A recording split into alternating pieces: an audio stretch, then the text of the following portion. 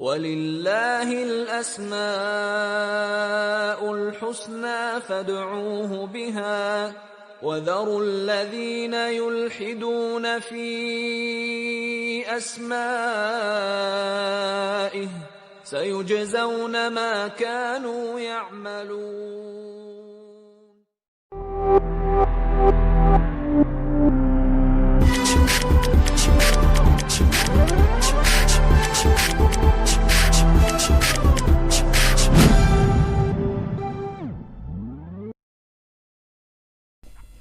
Bismillahirrahmanirrahim. Assalamualaikum warahmatullahi wabarakatuh. Alhamdulillahirabbil alamin wa bihi nasta'inu ala umuri dunya waddin.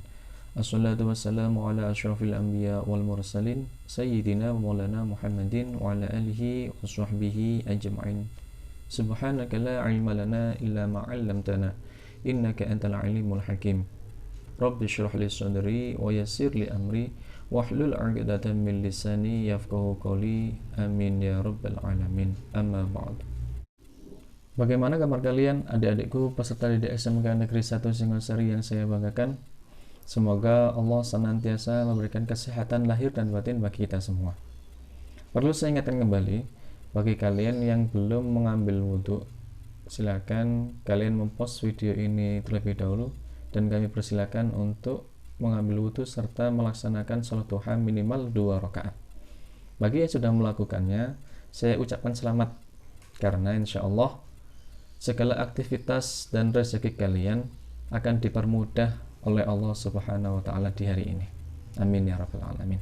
Baik, sebelum kita memulai pelajaran pada hari ini, sesuai dengan kontrak pembelajaran yang minggu lalu saya jelaskan kepada kalian, mari kita membaca zikir Sayyidul Istighfar maupun salawat nariyah. Semoga dengan barakah kedua zikir maupun salawat ini Allah senantiasa memberikan futuhal arifin kepada kita semua, memberikan kemudahan kepada kita semua dalam memperoleh ilmu, dan memberikan kemudahan kepada kita semua untuk melakukan segala aktivitas yang kita jalankan pada pagi hari ini. Bismillahirrahmanirrahim. Allahumma anta rabbi لا إله إلا أنت خلقتني وأنا عبدك وأنا على عهدك ووعدك ما استطعت أعوذ بك من شر ما صنعت أبوء لك بنعمتك علي وأبوء بذنبي فاغفر لي فإنه لا يغفر الذنوب إلا أنت.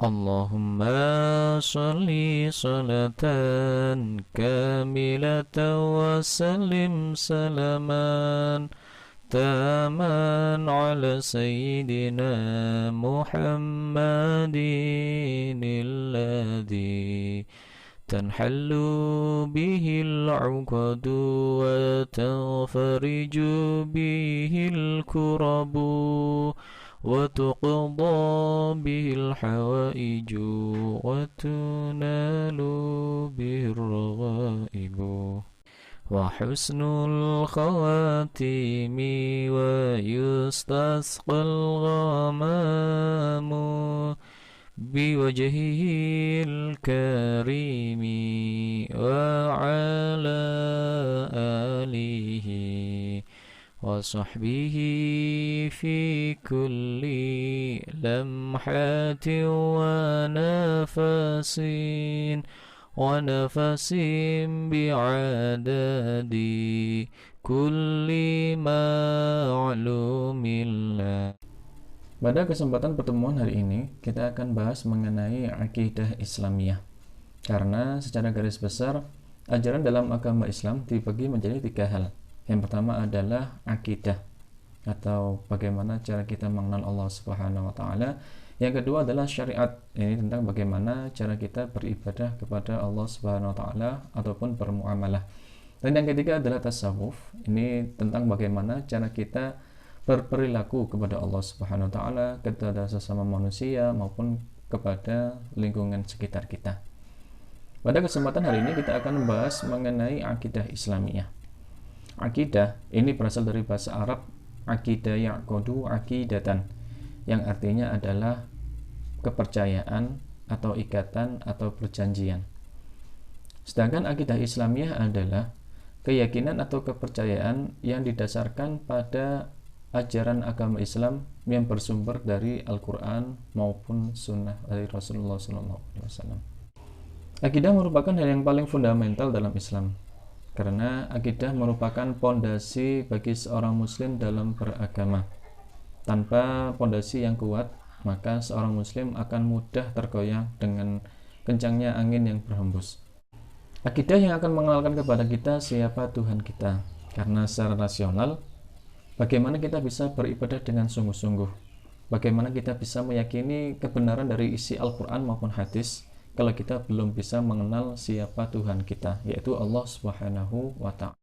Logikanya seperti ini, ketika kamu menyukai seorang wanita dan kamu ada niatan baik untuk menikahinya, maka apa langkah awal yang akan kamu lakukan? Bisa saya tebak, pasti langkah awal yang kamu lakukan adalah ingin mengetahui identitas dari orang yang kamu sukai tersebut. Siapa namanya, di mana alamatnya, bagaimana sifat-sifatnya, dan lain sebagainya. Oleh karena itu, akidah merupakan hal yang paling penting yang harus dikuasai oleh orang yang mengaku beragama Islam. Akidah merupakan pintu dari bagaimana cara kita beribadah dengan benar. Kalau masih belum mengenal Allah, belum mengenal sifat-sifatnya, apalagi mengenal nama-namanya yang indah, maka perlu dipertanyakan keimanannya. Adik-adikku peserta di SMK Negeri 1 Singosari yang saya banggakan, dalam akidah Islamiyah populer kita dengarkan istilah rukun iman. Rukun iman merupakan ajaran yang terdapat dalam akidah Islamiyah. Meski banyak ajaran-ajaran yang lain dalam akidah Islamiyah yang perlu kalian ketahui, namun rukun iman ini merupakan pondasi dalam kita untuk memahami akidah Islamiyah. Dalam hadis yang sahih yang dijelaskan oleh Imam Muslim, dijelaskan bahwasanya keenam rukun iman ini adalah antu'mina billah wa malaikatihi wa kutubihi wa rusulihi wal yaumil akhiri wa bil qadri khairihi wa syarrihi. Rukun iman meliputi yang pertama iman kepada Allah, iman kepada malaikat-malaikat Allah, iman kepada kitab-kitab Allah, iman kepada rasul utusan Allah, iman kepada hari akhir, dan iman kepada qada dan qadar khairihi wa syarrihi min Allah. Baiknya perbuatan dan buruknya perbuatan itu berasal dari Allah Subhanahu wa taala. Agar mempermudah kalian untuk menghafalkan rukun iman ini, akan saya buat dalam sebuah syair yang mungkin ini populer kalian dengarkan di musolah maupun masjid-masjid. Syairnya seperti ini. Coba kalian tirukan ya. Saya berharap nanti di pertemuan saat face to face kalian sudah bisa menghafalkan apa rukun iman ini. Amantu billahi wa malaikatihi wa kutubihi wa rusulihi wal yaumil akhiri wa bil qadri khairihi wa syarrihi minallahi ta'ala. Lantas bagaimana cara kita mengimani keenam rukun iman ini? Yang pertama adalah tasdikun bil qalbi, yaitu membenarkan di dalam hati. Wa takrirun bil lisan, kemudian diikrarkan dalam ucapan, dan yang ketiga adalah amalun bil arkan, dan mempraktekannya dengan perbuatan. Itu adalah cara bagaimana kita beriman. Iman kepada Allah, malaikat Allah, kitab Allah, rasul-rasul Allah, hari akhir maupun qada dan qadar. Dalam beriman kepada Allah Subhanahu wa taala, setidaknya kita harus meyakini 3 hal.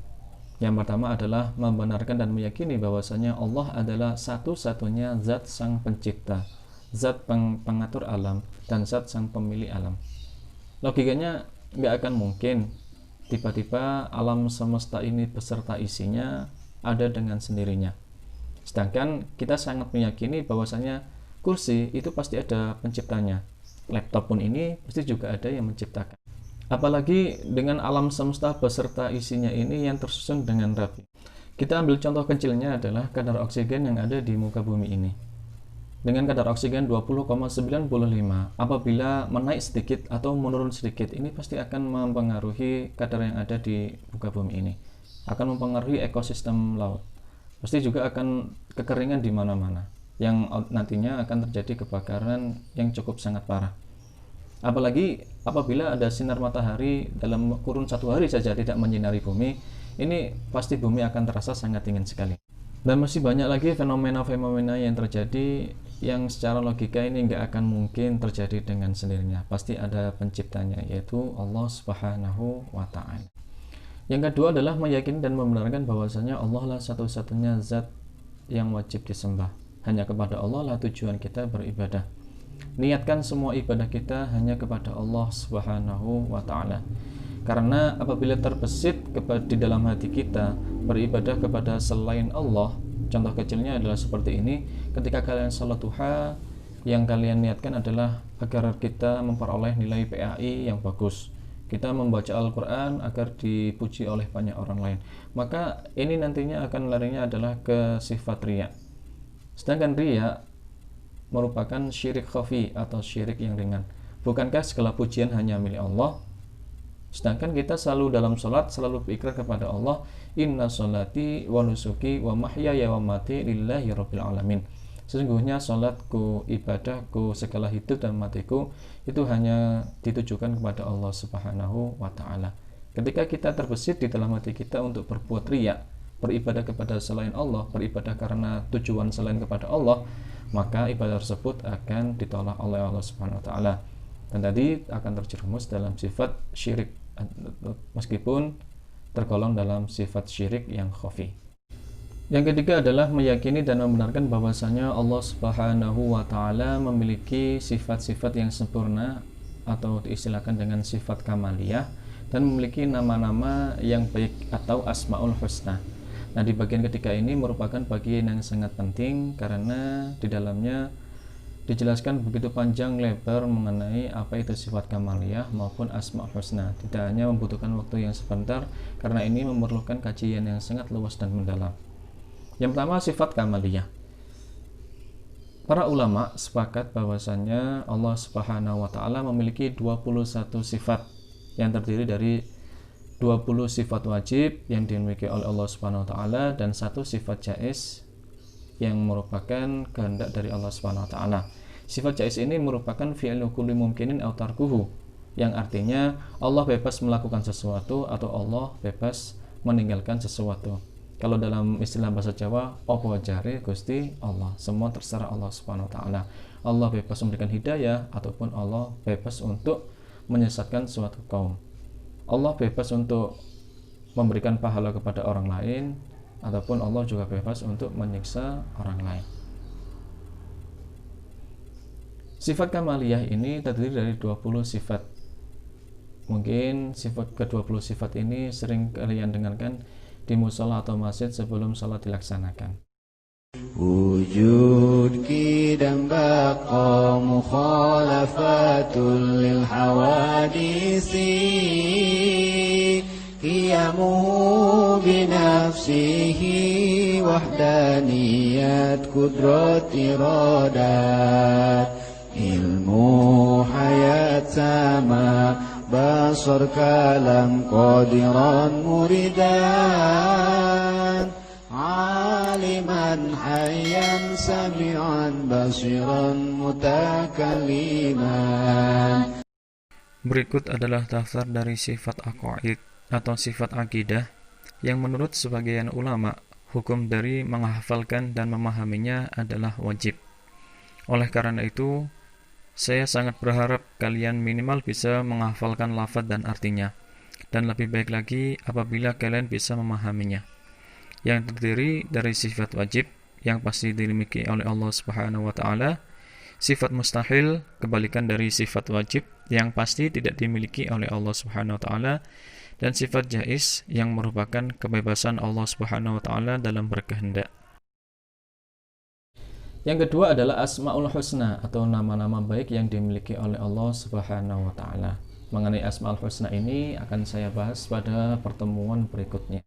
Dan tugas kalian untuk pertemuan hari ini adalah mencatat hal-hal yang penting yang tadi telah saya sampaikan, dan yang kedua adalah kalian mencari minimal 3 fenomena yang ada di bumi ini yang secara logika nggak akan mungkin bila terjadi tanpa ada sang pencipta, yaitu Allah Subhanahu wa taala. Kecuali 2 tadi hal yang saya sebutkan, ada tentang oksigen maupun sinar matahari, ini jangan kalian cantumkan. Kalian masih bisa mencari selain kedua contoh di atas tadi. Dan jangan lupa subscribe, like, and comment sebagai bahan absensi kalian pada pertemuan hari ini. Semoga Allah Subhanahu wa taala memberikan kemanfaatan kepada ilmu yang kita peroleh pada pertemuan hari ini, meski hanya sedikit. Semoga bisa kita realisasikan dalam kehidupan sehari-hari dan bisa kita ajarkan kepada orang lain. Akhir kata, billahi taufiq wal hidayah, wa ridha wal inayah. Wassalamualaikum warahmatullahi wabarakatuh. See you next time.